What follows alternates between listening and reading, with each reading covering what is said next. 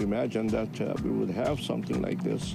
The growing toll of America's deadliest wildfire in a century. Also tonight. We did much better in 2020. The election was rigged. Reports of new evidence it was Trump's team that attempted the rigging in Georgia. And pride returns to Montreal after a 4-year hiatus. It feels amazing. It feels liberating. It feels like it's a long time coming after last year's parade being canceled. That's later, but first. It's now considered the deadliest wildfire in modern U.S. history. The flames that raced through a community on the Hawaiian island of Maui have displaced thousands of people. 93 are now confirmed dead, but with hundreds still missing, that number is expected to rise significantly. The CBC's Makta Gabriselassie is in Maui tonight. Covering our faces, the tide was flowing. In the video he captured, Noah Tompkinson's brother and mother are seen swimming in the water. Smoke all around them as Lahaina went up in flames. The 19-year-old and his family tried to escape by car, but with the fire approaching, they were forced to run and jump into the ocean. It was terrifying. And there were a few times, like when we were in the car, when flames were on both sides of us, when even my mom had trouble swimming because she was so cold. He said many hours later, they were rescued, led to safety by firefighters. But so many others weren't so lucky. Officials warn it will take time to recover all the remains. We're going to do it with respect. We're going to do it with aloha. We're going to do it with dignity. Police Chief John Pelletier said so far, search crews have covered about 3% of the disaster area. His voice was full of emotion as he talked about the badly damaged remains being found. To identify the victims, he pleads for the public's help. If you've got missing family members, we need you to do the DNA test. We need to identify your loved ones. We've heard estimates of hundreds to more than 1,000 people being unaccounted for. But at this point, there's no clear number on how many people are missing. And with so much unknown, community members are coming together to lift each other up. A group sings a traditional Hawaiian song at the War Memorial Gymnasium in Maui, now a hub for information and a shelter for the displaced. So this was a little tough. Celine Scarlett, a Canadian living in Maui, is one of the volunteers trying to help people find missing loved ones. So you try to give them a little bit of hope, because we know there's some people that have been found, there's some people that are located, so we're hoping that we'll find more people and we'll be able to update our list with more found. Finding more of the missing alive is a hope shared by many, but the governor of the state, Josh Green, warns. It's going to continue to rise. We want to brace people for that. Makta Gabriselassie, CBC News, Maui. Thousands of people have been displaced by the fires. Many have been staying in hotels, shelters, or with friends. Some have lost everything. Our Lindsay Duncombe is in Honolulu tonight with that story. We spoke to her earlier. So, Lindsay, what's the latest information about where people who are displaced can go and how they can be helped? Well, certainly we're seeing those plans evolve. More than 1,400 people have been taken in at emergency shelters. And one plan for people in Maui is that once the power starts coming back to some of those big hotels in the resort areas, then some of those rooms, through an agreement with the hotels, can be used for a place for people who've lost everything to stay. There's a changing situation here in Honolulu. That influx of tourists that we saw leaving Maui and going home has gone. So in that big convention center that had been set aside for people, there were just 12 people who stayed there last night. So what the Red Cross is doing is they're moving their operations away from the convention center to a veteran center near the airport. And what they're going to do is focus on the people who've lost everything and are leaving Maui and are in transit through Honolulu. I spoke to Nikki Davison, who's in charge of that effort. I mean, some of them almost sort of escaped with their lives and lost their house, their place of employment, seen some fairly harrowing scenes, I believe, and what they've been through. Just cannot imagine having everything that you know about life just pulled out from under you in, seconds. You know, she's a retiree, she's a volunteer, and that is one thing that we're seeing right across the scale of this disaster, which is people from churches, from communities, donating, volunteering, really coming together across the entire state to help people in Maui. That's really lovely to hear, but we think about the estimated cost of this emergency, rebuilding a devastated community. It must be huge. What are you hearing about that? Massive. FEMA officials say that recovery from this disaster could cost $5.5 billion. And that's just early estimates. Wow. Certainly, I was talking to some of those FEMA workers that were on their way to go in and assess the damage. And what they told me it reminded them of was the situation in Paradise in California back in 2018. Already, this fire has surpassed that situation in death toll, and we will be seeing mounting costs as well. Lindsay, thank you so much for this. You're welcome. That's the CBC's Lindsay Duncombe in Honolulu. Here in Canada, wildfires have prompted evacuation orders along the border between Alberta and the Northwest Territories. Residents have been told to leave the hamlet of Fort Fitzgerald in Alberta and the neighbouring communities of Smith's Landing and Fort Smith in the Northwest Territories, home to about 2,500 people. Kathy Lepini is one of them. Nothing has happened like this in 57 years I've been here. And all of a sudden this, it is emotional to leave. Some evacuees were taken by bus to Hay River, but now that community is telling its residents to leave because of wildfire threats. It comes only 2 months after Hay River residents returned home after another evacuation. BC is bracing for another heat wave, spiking fears the temperature could worsen the already devastating wildfire season there.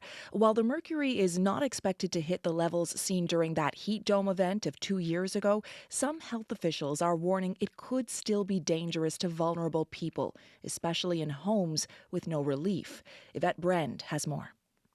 Carrie Johnson stops as she bikes past a Vancouver cooling centre. I hose myself down, I go for a bike ride. We have fans in the house, we wet sheets and curtains that we hang. That helps a little bit. She's found a way to cope with the heat that's expected to spike in the next 4 days across much of southern BC and the interior. Sarah Budd, a fire information officer out of Kamloops, says a ridge of high pressure is hitting, and while that will calm lightning, it brings heat and winds. Pushes away all the instability, so we don't see clouds or convection that brings lightning anymore. But that does mean that we're really drying out all of the fuels in our forest and grassland. And with the existing number of fires on the landscape, that does mean that we'll probably see increased fire activity in the week ahead. With close to 400 fires still burning in British Columbia, after a bit of a cool down, more heat and wind could feed flames again. And while this week's wave of heat won't hit the extreme seen during the heat dome event of 2021, high temperatures are hard on vulnerable people, infants, seniors, and anybody with no escape. Lisa Irvin with Environment Canada says people need to heed heat warnings and watch their UV exposure. Not only do you have to pay attention to just how high the thermometer is rising, but also things like sun hats, sunglasses, lathering on the sunscreen is all going to protect you from the hot weather and then also the UV impact. Following the heat dome, the province started a program to get air conditioning to anyone who needs it. BC seniors advocate Isabel McKenzie says the provincial goals to do that have fallen short. I think, the province deserves credit, obviously, for these air conditioning units. But when you look at the numbers, it is a small number. When you look at how many people are going to be affected by these heat waves and the few hundred and ultimately a few thousand that might get an air conditioning unit at the end of the day. BC offers rebates for heat pumps and even free air conditioners for those who qualify, but has only been able to install 360 units, despite more than 2,000 outstanding requests. Carrie Johnson still has no unit. So long as it doesn't get as hot as the heat dome, I don't care. If it's not 107, we're good. But she says she's ready. Yvette Brend, CBC News, Vancouver. It has been 4 years since the last Pride Parade in Montreal. First COVID and then organizational problems stood in the way of the gathering. That all changed today, with the parade being by all counts a success. But as we hear from Sarah Levitt, there is also a somber note to the celebrations.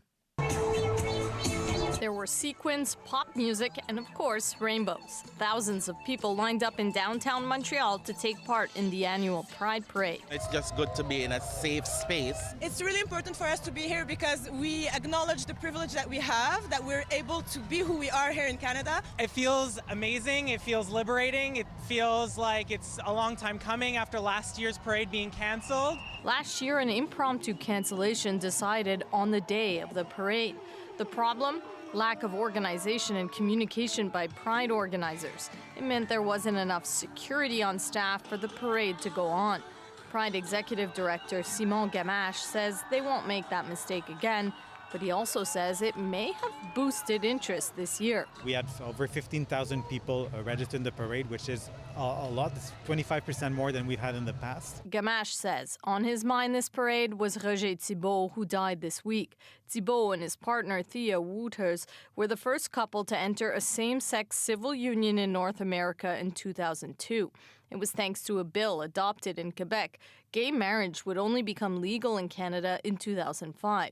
Wouters says Thibault died in his arms, together until the very end. 10 years of court cases and lawyer fees. I hope the young people remember our fights against homophobia, which was our biggest challenge. A challenge that continues for some to this day. At the parade, participant Amuna Ali says it's the perfect opportunity to remember and to continue to fight for rights. She took part in the parade with a group called Marginalized Majority, a non-profit focused on rights for marginalized communities. There is no better way of fighting discrimination than healing, right? And coming together with the energy of love and community and giving forward in every way that we can and creating spaces for one another. That safe space today stretched over 2 kilometers long in downtown Montreal, where Pride was on full display. Sarah Levitt, CBC News, Montreal. Donald Trump is facing a possible 4th criminal indictment this week, this time in Georgia. 2 witnesses confirmed they've been subpoenaed to testify in front of a grand jury on Tuesday. It'll decide whether or not to lay charges against Trump and his allies for trying to overturn that state's 2020 election results. Ashley Burke has the latest from Washington. I love them and they love me. Donald Trump at the Iowa State Fair trying to lock down support ahead of what he expects will be a 4th indictment against him. President Trump, did you intend to overturn the 2020 election? You know the answer. Trump has denied he did anything illegal, arguing he's protected by the First Amendment. But in Georgia, a 2-year-long investigation into election interference could soon enter the next phase. District Attorney Fannie Willis is expected to present her case to a grand jury on Tuesday and seek charges against Trump and his allies. Well, the case in Georgia... Lori Cox is watching closely. She's a political science professor at Chapman University in California. Georgia's already, the officials there are already saying that, we're going to treat him like any other defendant, where he's going to be handcuffed, he's going to have a mugshot. Some of the niceties, if you will, that at the federal level they have not engaged in, or even in New York in the first charges that were brought. Georgia, it seems like they're going to play it by the book. Authorities in Georgia launched the investigation after a recording of a call Trump made went public. Trump is heard asking a Georgia state official in charge of election results to find him more votes after the 2020 election. All I want to do is this. I just want to find 11,780 votes. Now CNN is reporting that prosecutors in Georgia have text messages and emails that connect members of Trump's legal team to a voting system breach in Coffee County, Georgia. That's where Trump won by 70% of the vote. Apparently, Mac McCorkle is a professor at Duke University's Stanford School of Public Policy and is a former Democratic consultant. It looks like there was election tampering going on, and not by some crackpot group, but by the Trump legal team led by Rudy Giuliani. At least that's the report. He says what CNN's reporting suggests there was a top-down push by members of Trump's legal team to allegedly find more votes there. It's changing the charge of election fraud from circumstantial to establishing that the Trump legal team directly had knowledge and was directly involved. It looks like now they have evidence where they were actively trying to create these votes. Trump lashed out on a social media platform today, calling Willis a phony and making accusations against her that she denies. Security's being ramped up for her and outside the courthouse, where the grand jury is expected to meet. There are reports Willis is seeking to charge more than a dozen people, including Trump. Ashley Burke, CBC News, Washington. Ukraine has declared Monday a day of mourning after a deadly Russian attack on the southern Kherson region. Дівчинка. 22 дні їй було. President Volodymyr Zelensky says a 22-day-old infant is among 7 civilians killed today by Russian rockets. 22 others were wounded. Kyiv reclaimed part of the Kherson region from Russian occupation last November, but Kremlin troops have continued shelling the regional capital and nearby areas. Meanwhile, Russian naval forces operating in the Black Sea have fired on and boarded a cargo ship. It's the first time Russia has taken such action against a civilian vessel since withdrawing from a UN-backed deal allowing grain exports from Ukraine. Russia claims the ship was destined for Ukraine and, as such, was considered a potential carrier of military supplies. However, tracking websites show the vessel was headed for Romania. Well, for nearly 10 years, much-needed food and medicine crossed from Turkey into rebel-held northern Syria along a critical supply route. But that stopped last month. Russia, a close Syrian ally, vetoed a UN Security Council agreement to extend the arrangement. Now the UN says it has a new deal and it may soon reopen. Freelance journalist Noor Kormush has more from Idlib. In war-torn northwest Syria, the Bab el-Hawa crossing is a lifeline for millions of vulnerable people. But since July, UN-facilitated aid is no longer moving across the border, and Syrians who rely on that food are facing dire humanitarian conditions. Ahmed fled her home 5 years ago. She now lives in a sprawling camp for internally displaced people. She shares an old, partially torn tent with her children and grandchildren. Her husband and her son were both killed in the Syrian conflict. We rely on food baskets from the UN food program as our sole source of sustenance. We don't know what will happen if aid stops coming. Local activists say that over 2 million people live in internally displaced camps in northwest Syria. A majority rely on aid, and 85% used to pass through the Bab el-Hawa crossing. Mazen al-Loush works at that crossing, which is controlled by the opposition. Northwest Syria is the last major area still held by groups opposed to the government. We firmly reject any attempts to use politics within the realm of humanitarian aid. We urge the international community to take action on behalf of the millions in northwestern Syria. The 90s plenary meeting. For the past decade, the UN needed the Security Council agreement to move aid because it did not have any permission from the Syrian government. After Russia vetoed that agreement last month, Damascus offered to make a deal with the United Nations, but with conditions. They included barring the UN from engaging with what the Syrian government calls terrorist organizations. The UN rejected that deal. Now, the two sides have come to a new agreement, but didn't release any details. It will last 6 months. Aid groups say that's not long enough. Qais Youssef with the NGO Rahma Worldwide says they need long-term solutions. Working during these times is extremely challenging. UNAID was the main supporter of many NGOs, and if the crossing is permanently closed, the humanitarian situation would be disastrous. A disaster for the millions displaced in northwest Syria who still don't know a decade on when or if they will ever be able to return home. Noor for CBC News, Northwest Syria. Voters in Argentina are casting their ballots in a presidential primary vote. Unlike American-style primaries, where only political party members vote for their preferred candidates, Argentina's primary is open and voting is mandatory. 22 candidates are vying to contest October's general election. To get on the ballot, they must get at least 1.5% of the vote in today's primary. Argentina's economy will be the driving issue this election, with the country's annual inflation rate in the triple digits.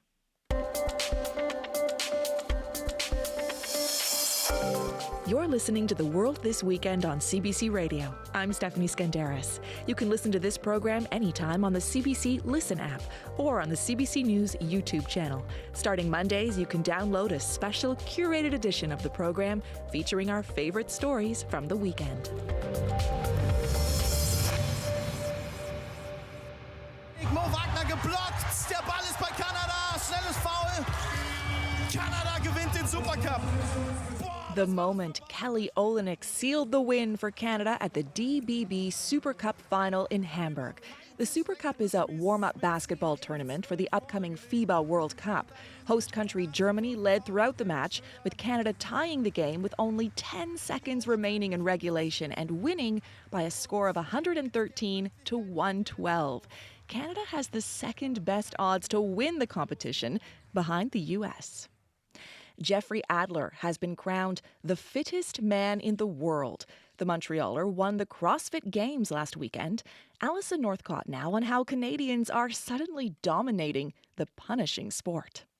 A big round of applause for our 2023 Noble CrossFit Games champion, Jeffrey Adler. Montrealer Jeffrey Adler had to perfect a combination of endurance, gymnastics, and strength to earn the title of fittest man on earth. I mean, it means a lot because of everything we've put in, all the time, the effort throughout the years. And it's just like, that's the reward of what we've been doing. It feels great. At the Montreal CrossFit gym Adler owns with his coach and fiancée, Carolyn Lambre, athletes lift heavy barbells, swing kettlebells, and hold the plank position with one arm. This is where Adler prepared for the games. Lambre was a big part of that. As a CrossFit athlete, you have to be versatile, so he needs to be able to lift heavy, run fast, the gymnastics component of precision and balance and coordination, like all these things. CrossFit is a relatively new sport, and the Games are its top event, held this year in Madison, Wisconsin. So the athletes that are represented there are the cream of the crop. Adrian Bosman is the Games competition director. So it's not enough to just have great stamina or great endurance, but you also have to be strong. You also have to be powerful.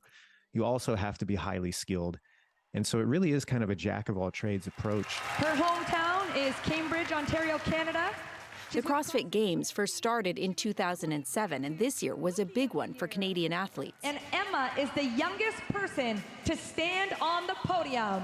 Emma Lawson. 18-year-old Emma Lawson from Cambridge, Ontario, won second fittest woman. She did intensive training while also completing her final year of high school. I definitely did not have a lot of free time, that's for sure. Most of the days was just consisted of getting up, going to school, training, doing homework, training again. Lawson was introduced to the sport when she was just 7 and started competing at 13. It's pretty crazy. It feels like a very big accomplishment. I've been looking up to so many of these competitors for so long. CrossFit athletes need to prepare for anything, says former competitor Emily Beers, who reported on this year's games for the CrossFit site Morning Chalk Up. Then they had to do this handstand obstacle course. So they have to be proficient on walking on their hands and then turn around the next day and do a 5-kilometer run. Beers says this year, Canadian athletes had a great showing. It's hugely significant for those athletes and potentially for growing the sport, I think, in Canada. Congratulations to our fittest on earth. Adler will soon get back to his training with the hopes of winning the title again next year. Alison Northcott, CBC News, Montreal. Into the net, the first one, so sweet. And with that, Yannick Sinner has won the National Bank Open. He defeated Australia's Alex de Minaur in straight sets in Toronto this afternoon. But the tennis tournament is not over yet. Freelance journalist Ed Kleiman is at the stadium, and he joins me now. Hi, Ed. So Yannick Sinner handily defeated de Minaur here. How did he do it? Oh, this was so impressive from Yannick Sinner, Stephanie. This is the arrival, really, of Yannick Sinner. A lot of people within tennis have been talking about him for a very long time. He's big and strong, really powerful. Is probably the only guy out there who can hit the ball as hard as Carlos Alcaraz. And so people are looking at him maybe as having this great rivalry with Alcaraz. But as Alcaraz has sort of sprinted ahead, Sinner's kind of lagged behind. He's had some good results and then not quite done it in the final. Well, today, he did it in the final. He was hitting his shots everywhere. He was serving big. This was one-way traffic for poor Alex de Minaur. And for Yannick Sinner, he was so happy, went up and after the match, we had a big, long embrace with his coach, Darren Cahill. So emotional, so impressive. And now for Jannik Sinner, I think a lot of people are going to be looking at him at the upcoming U.S. Open and saying, you know what, there's going to be a lot of buzz around Novak Djokovic, of course, the great champion, and the new champion, Carlos Alcaraz. But watch out for Jannik Sinner. If he plays like this, he can beat either of those guys. Oh, wow. And Alcaraz obviously really taking off after that Wimbledon win. So a potential rivalry to watch here for sure.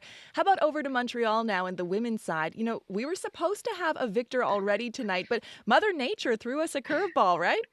Oh, yeah. So while there's been glorious weather in Toronto, Montreal has been plagued by awful, awful rain. Oh, no. And yesterday was probably the worst situation of all. Spare a thought for Lyudmila Samsonova, who actually, because of the rain on Thursday, had to play 2 matches on Friday, came back out to play yesterday, got rained out, and was told, well, you've got to come back for your semifinal early afternoon on Sunday, play that against Elena Rybakina, a former Wimbledon champion.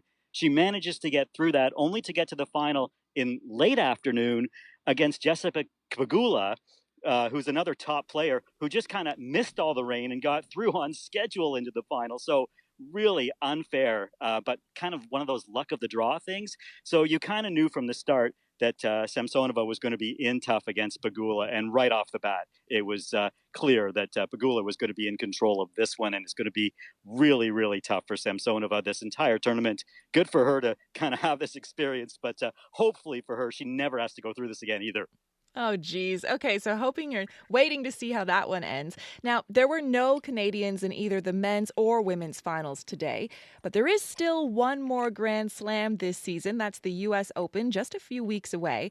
What can we expect from our homegrown talent in that tournament? I think we should take a look at what happened in Canada and Montreal and take away a couple of notes. First, the return of Milos Raonic. He had a pretty good tournament here. He surprised a lot of people by playing really well, but he got a sore shoulder by the end of it. So he's trying to rest that up and kind of be a bit of a surprise factor in New York. So let's watch out for Milos. Unfortunately, Denis Shapovalov will likely miss it with a knee injury. And Felix Auger-Aliassime, although he's healthy now, really, he's just losing match after match. Oh, so no. We'll see if we get something dramatic from him in a turn of fortunes. Bianca Andreescu, she was here in Toronto today actually watching the tennis. She's got a little bit of a back problem, but she thinks she'll be okay for the U.S. Open. And Leylah Fernandez played well in Montreal. She's going to be ready to go at the U.S. Open as well. Okay, we've got lots of Canadians to watch, of course. Ed, thank you so much. Thanks for having me on, Stephanie.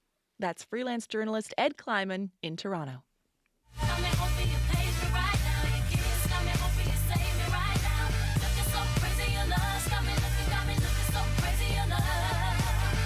Cast your mind back 20 years. A hot summer's day.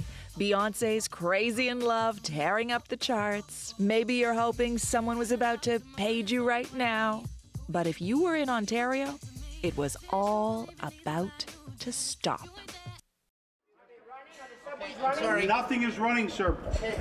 Nothing province-wide is running. There are no subways, there are no buses, there are no streetcars, there is nothing. Until further notice, we can't do nothing. Unfortunately, we're all stuck together, so let's all be happy. Tomorrow marks 20 years since 3 power lines in Ohio shorted, cutting electricity over 24,000 square kilometers, including most of Ontario, the largest blackout in North America ever. More than 50 million people suddenly finding themselves. If you were affected, you likely remember where you were at 4:11 p.m. Eastern Time. The sweltering 30-plus degree heat, the confusion. I'm not able to contact my husband on the cell phone. I don't know about my kids. You know, it's all, I don't understand. The gridlock. Ordinary people stepping in to guide traffic on congested streets. Everybody's cooperating. It's a big traffic jam. It's hot. It's summertime. You gotta do what you can. As the hours ticked by, renewed appreciation for and for the technology that did see people through, as Peter Mansbridge described in his report from that day. Lots of people listening to radios. It's a big day for radio in Toronto, as most television networks not being seen, obviously, with no power, but battery-powered radios are keeping people informed. A reminder of the power of radio, especially on the days when things change quicker than a ray of light.